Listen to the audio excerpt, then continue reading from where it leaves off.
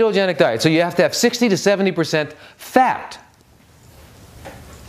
Okay, so most people say, yeah, that's the Atkins diet. Right, I can eat a cheese and sausage omelet and with a side of bacon.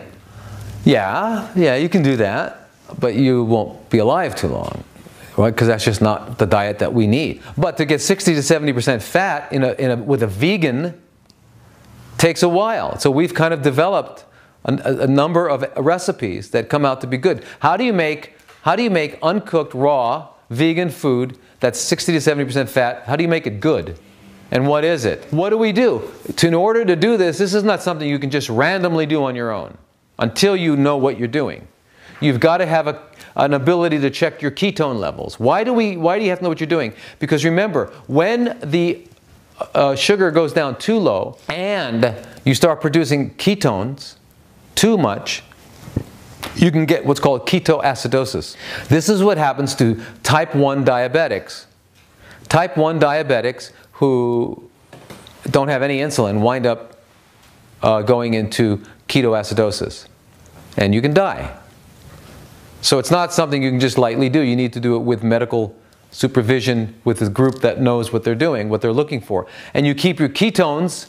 You measure your ketones a couple times a day, keep them at a certain point, and measure the pH of your urine and all that. You keep it balanced so that you're okay.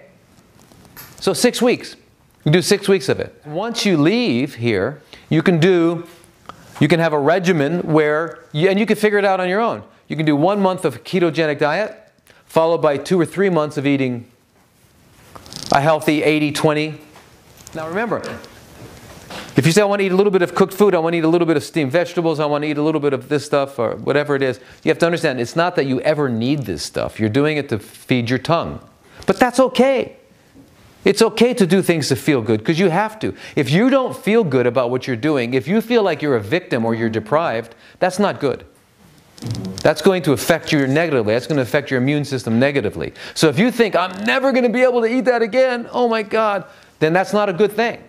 So we have to allow an 80-20 realistic. 80% really good, healthy, and then 20%, you do other things, but don't make them really bad. You don't make it a cheeseburger, right? You make it something else, quinoa, steamed broccoli, things like that. They're going to taste good, but they won't have the life in them anymore. Remember, they won't have life in them anymore.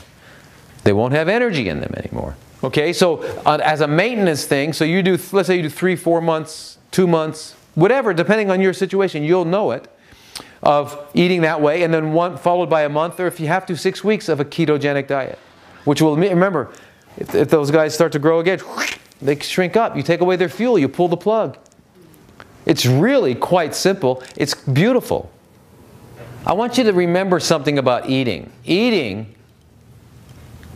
The purpose of eating is to maintain the energy flow, to maintain the functional integrity of the organism.